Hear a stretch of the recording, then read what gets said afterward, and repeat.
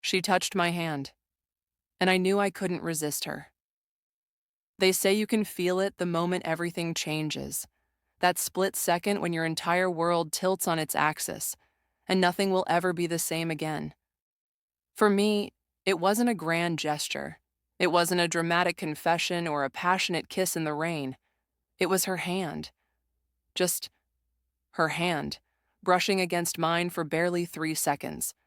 But in those 3 seconds, I felt everything I'd been trying to deny for months. The longing, the hunger, the undeniable pull towards someone I had absolutely no business wanting. My name is David.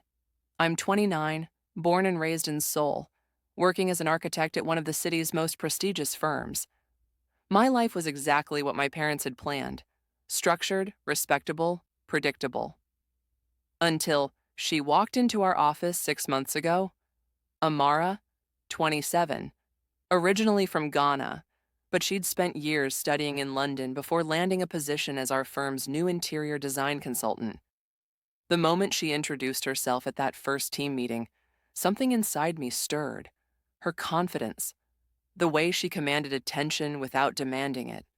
Her laugh, God, her laugh could light up the darkest room.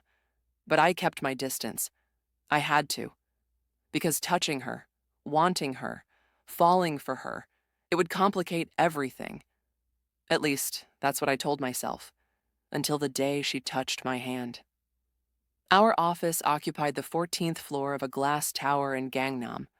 Floor-to-ceiling windows overlooked the Han River, and on clear days, you could see for miles.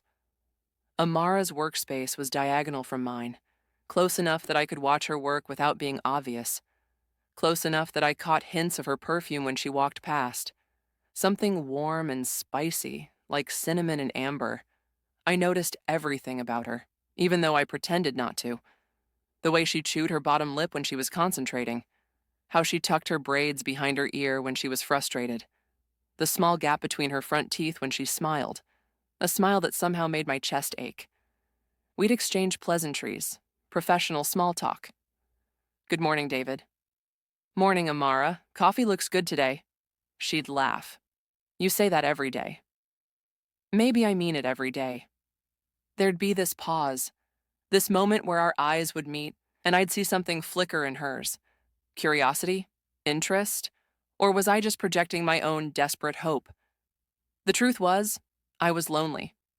My last relationship had ended 2 years ago, when my ex chose someone her family approved of, someone Korean, someone who fit their expectations. I'd buried myself in work ever since, convincing myself I was fine alone.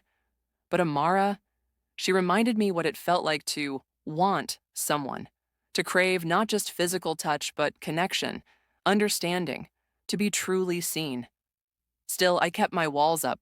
The office gossip alone would be brutal, and my family, they'd already made their expectations clear about who I should date, who I should marry. Someone like Amara didn't fit those plans, so I admired from a distance, convinced that nothing could ever happen between us. I was so wrong. It happened on a Thursday evening in late September. Most of the office had cleared out by 7, but Amara and I were both working late on a presentation for a major client. We'd been assigned to collaborate on the design concept, her vision for the interior spaces, my structural plans. We'd barely worked together directly before this. Now we were alone in the conference room, surrounded by fabric samples, floor plans, and architectural renderings. "What do you think about this?"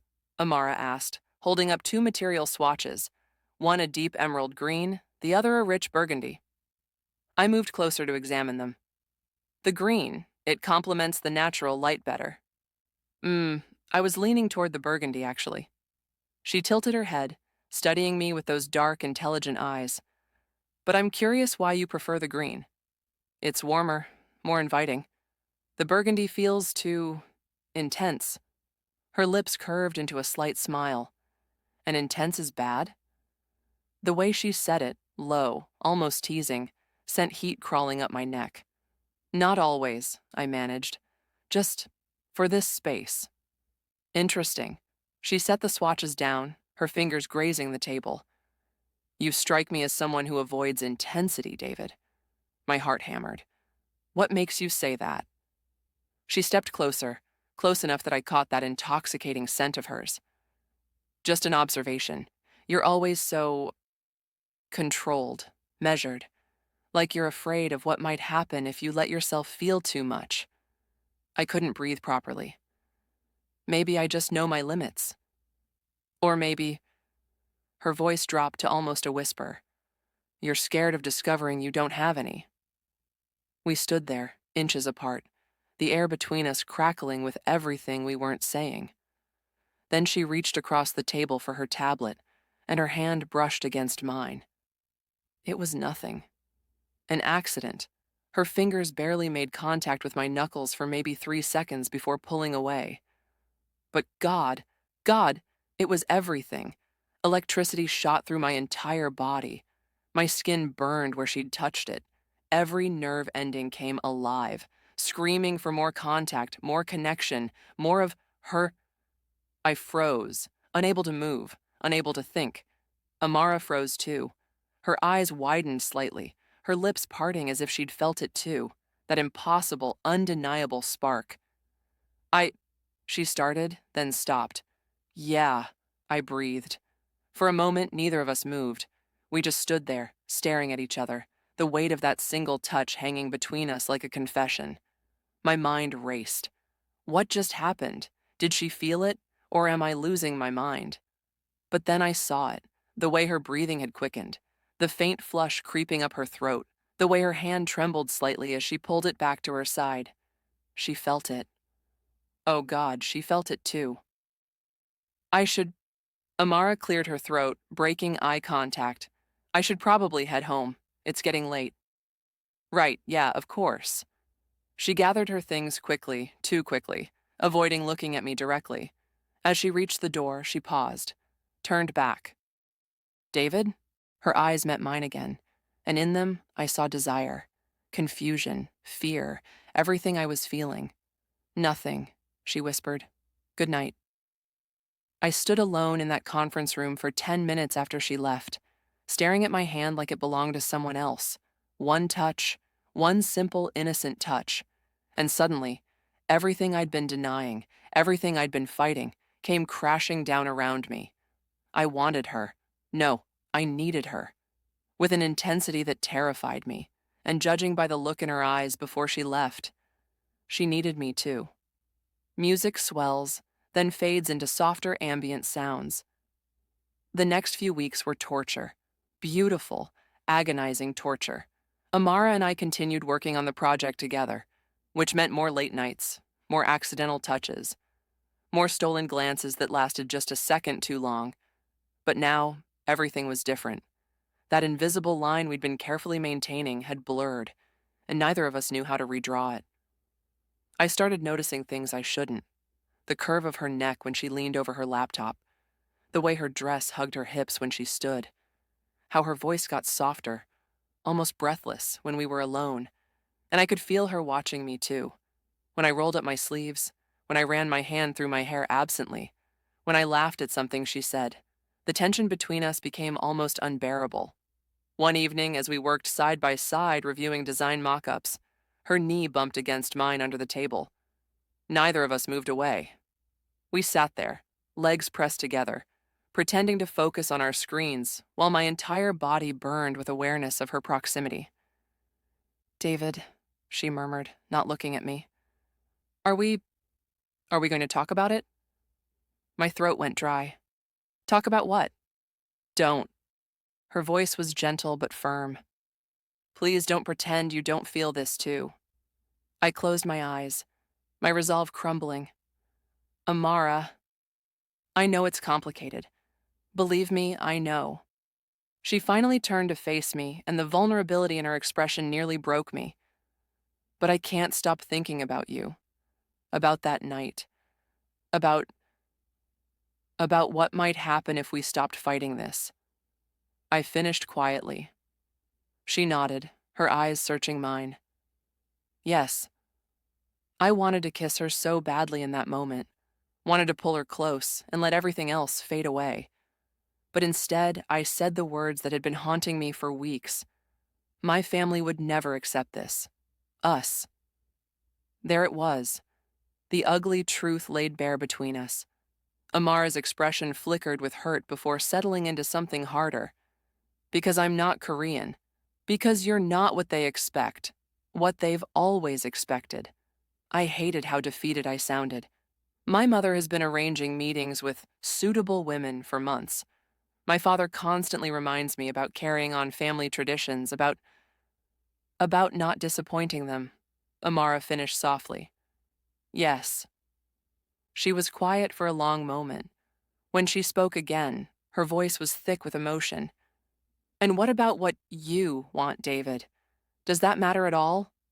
Of course it matters. But it's easier to deny yourself than to face their disapproval. She stood abruptly, gathering her things. I understand. I've spent my whole life navigating spaces where I didn't quite fit, where people had expectations about who I should be based on where I'm from, how I look. Guilt crashed over me. Amara, that's not, isn't it? Her eyes glistened, but she didn't let the tears fall. Look, I get it. Family is complicated, culture is complicated, and maybe I was foolish to think. She trailed off, shaking her head. It doesn't matter. She moved toward the door. I should have let her go, should have accepted that this was for the best. Instead, I heard myself say, I think about you constantly. She stopped, her back still to me. Every morning when I wake up, you're my first thought. Every time my phone buzzes, I hope it's you. When you laugh at something in the office, I feel it in my chest like I swallowed hard, like coming home. Slowly, Amara turned around. Tears now traced silent paths down her cheeks. I shouldn't want you this much, I continued, my voice breaking. But I can't stop. I've tried. God, I've tried. But every time you're near me, every time you smile, every time you breathe, I'm reminded that I've never felt this way about anyone. Ever. David, I know it's not fair. I know I'm being selfish. But I need you to know that this, I gestured between us, it's not nothing. You're not nothing.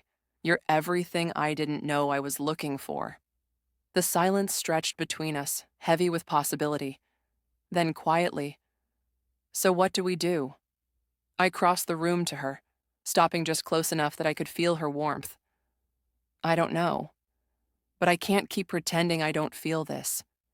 She looked up at me, her eyes full of longing and fear and hope. Me neither. Outside, rain began to fall, pattering against the windows. The city lights blurred through the water streaming down the glass. One step, Amara whispered. Just one step at a time? I reached out slowly, giving her every chance to pull away. She didn't. My fingers found hers, threading together with a rightness that made my chest ache. One step at a time, I agreed. And as we stood there, hands clasped, rain falling outside, I knew we'd crossed a line we could never uncross. Whatever came next, whatever consequences, whatever challenges, we'd face them together. 2 weeks later, everything came to a head. Our project presentation had gone brilliantly. The client loved our work, and our boss announced we'd be the lead team on several upcoming projects. It was a major career win for both of us. As the office celebrated with drinks and congratulations, Amara caught my eye across the room. Rooftop, she mouthed. I nodded. 20 minutes later, I found her on the building's rooftop terrace. The Seoul skyline glittered around us, and the cool October wind carried the scent of autumn. She stood at the railing, her back to me, arms wrapped around herself. Hey, I said softly. She turned, and even in the dim light, I could see her eyes were red. What's wrong? I moved closer, alarmed. My contract, she said quietly. They're offering me a permanent position, full-time, long-term. They want me to stay in Seoul.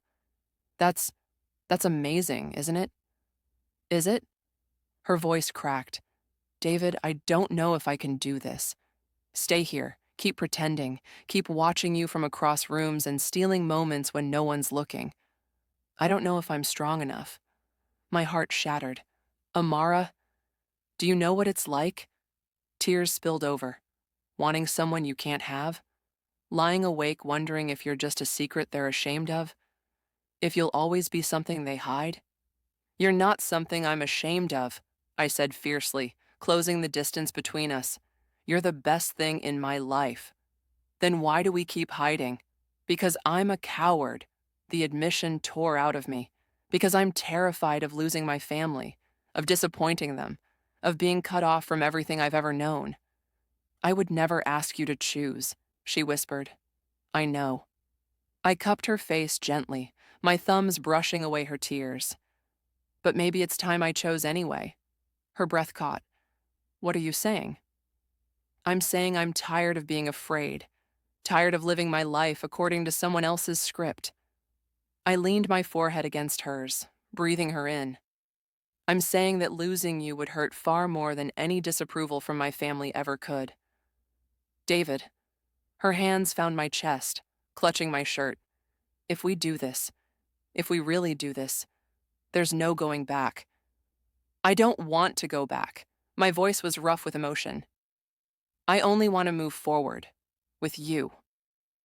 For a moment, we just stood there, holding each other as the city hummed below us. Then Amara pulled back slightly, her eyes searching mine. Are you sure? Really sure? More sure than I've ever been about anything. She smiled through her tears, that beautiful gap-toothed smile that had first captivated me. Then kiss me, you fool. I didn't need to be told twice. I pulled her close and finally pressed my lips to hers. The kiss was soft at first, tentative, like we were both afraid this moment might shatter. But then Amara made a small sound, almost a whimper, and deepened the kiss, her fingers threading through my hair. Heat exploded through me. I wrapped my arms around her waist, pulling her flush against me, pouring months of longing and denial and desperate need into that kiss. She tasted like wine and possibility. Her body fit against mine like it had been designed to be there. When she gasped softly, parting her lips, I felt it in every cell of my being. This was right. This was real. Everything else, the fear, the expectations, the complications, it all faded into background noise. There was only her, only us, only this perfect, impossible moment. When we finally broke apart, both breathless, Amara laughed, a sound of pure joy and relief. I've wanted to do that for so long, she admitted. Me too. I traced her cheekbone with my thumb, marveling that I could touch her like this now. God, me too. So what happens now? I kissed her forehead, her nose, her lips again, quick, soft kisses that made her giggle. Now, I said between kisses, we figure it out, together, one step at a time, remember? She smiled against my lips, one step at a time. We stayed on that rooftop for hours, wrapped in each other's arms, talking and kissing and planning. Planning how we'd tell people, how we'd navigate the challenges ahead, how we'd build something real together despite all the obstacles. It wouldn't be easy. I knew that. But as I held Amara close, feeling her heartbeat against my chest, I knew something else with absolute certainty. She was worth every difficult conversation, every disapproving look, every sacrifice, because what we had, this connection, this love, it was once in a lifetime, and I wasn't going to let it slip through my fingers. The next morning, I called my mother. My hands shook as I dialed. Amara sat beside me on her couch, her hand resting on my knee, grounding me. Uma, I said when she answered, I need to talk to you about something important. The conversation was as difficult as I'd anticipated. My mother cried. My father got on the phone and lectured me about duty and family honor. They couldn't understand why I would throw away my future for someone so different. But I stood firm. I love her, I told them simply. And I'm not asking for your permission. I'm asking for your understanding. The call ended with my mother saying she needed time. My father hung up without another word. It hurt. Of course it hurt. But when I looked at Amara, at her proud, tearful smile, I knew I'd made the right choice. I'm so proud of you, she whispered, pulling me into her arms. I'm terrified, I admitted. Me too. But we'll be terrified together. The weeks that followed weren't easy. Some family members cut contact. Office gossip spread, though our boss made it clear that our relationship was nobody's business but our own. There were hard days. Days when I questioned everything. Days when the weight of family disappointment felt crushing. But there were also beautiful days. Days when Amara would surprise me with my favorite coffee. When we'd explore the city together, no longer hiding. When she'd fall asleep in my arms and I'd watch her breathe, overwhelmed with gratitude that she'd chosen me too. Slowly, gradually, some family members began to come around. My younger sister visited, curious to meet the woman who'd bewitched her brother. My mother agreed to have coffee with us, just once, just to talk. It was progress. Small, painful progress, but progress nonetheless. And through it all, Amara was patient, understanding, strong. She never made me choose, never demanded more than I could give. But her presence, her love, gave me the courage to keep choosing her every single day. 6 months after that rooftop kiss, we stood in her apartment, surrounded by moving boxes. "Ready?" she asked, handing me a marker to label the last box. I pulled her close, kissing the top of her head. "Ready." We were moving in together, taking the next step in our journey. It had started with a touch, a simple, accidental brush of hands that changed everything.